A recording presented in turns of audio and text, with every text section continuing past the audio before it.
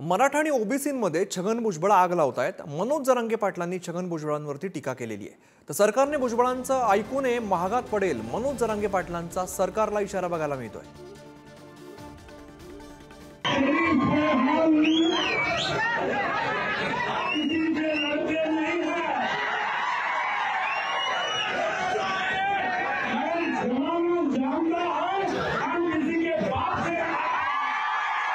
इथं लावली सगळी काडी, इथं सगळं ओबीसीचं आमचं चांगलं होतं, इथं टॅम्पादिला टाकून गेला निघून।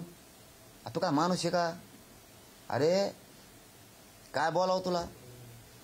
अरे एवढ्या मोठ्या गुन्ह्या गोविंदाने नांदणाऱ्या जाती एकमेकाच्या विरोधात घालायला लागला, पळलेले 4-5 जण घेऊन हिंडायला लागला इकडून तिकडून, आणि ते दाखवायला लागला सरकारला आणि देवेंद्र फडणवीस साहेबाला। बोलताना देवेंद्र फडणवीस साहेब त्याला अंगारा लावता येतो जणून, ते डोळ्यात डोळे बघितल्यावर त्याला काय कोण करता येतं जणून, ते काय म्हणते ते चटकी का चुटकी काहीतरी असते ती, तसा आहे जणून त्यो करणी ते लागन तुम्हाला बोक्का त्याचा ना काय को ते 4-2 संघ घेऊन हिंडत तुम्हाला वाटत निघते शिट सगळे तर पाडीन रापा रापा पुरी ते आलंय दिलभारे आहे त्यो। काय म्हणला ना आता दिलभारे को दिलभारे काय दिलभारे रे तू? त्याने गुत्त घेतलं का? गारी गारी त्यांनी शिकायच्या, फॅप्स्या त्यांनी शिकायच्या, परत ते वडापाव त्यांनी शिकायचे, किळ इकायला त्योच आणि खायला तुम्ही।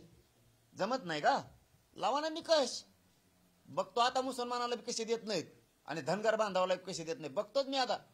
आता सुरुवातच वेगळी लढाई झाली। आता तुम्ही नसतं मला वळणावर उतरले, खोटं बोलून तुम्ही वळणावर उतरायला लागले मला। मुस्लिमांना सुद्धा ओबीसीत आरक्षण द्या कारण त्यांच्या नोंदी निघाल्यात। हिंदू धर्म हा सामाजिक उतरंडीमध्ये विभागला गेलेला, पण मुस्लिम समाज हा धर्म म्हणून त्याच्याकडे पाहिलं जातं।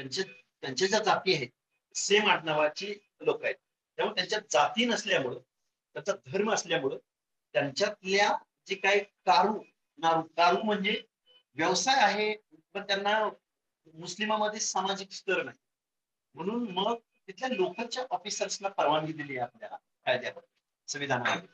असं वाटतं आरक्षण हा विषय अतिशय संवेदनशीलपणेच महाराष्ट्र सरकारने त्याच्याकडे बघितलं पाहिजे।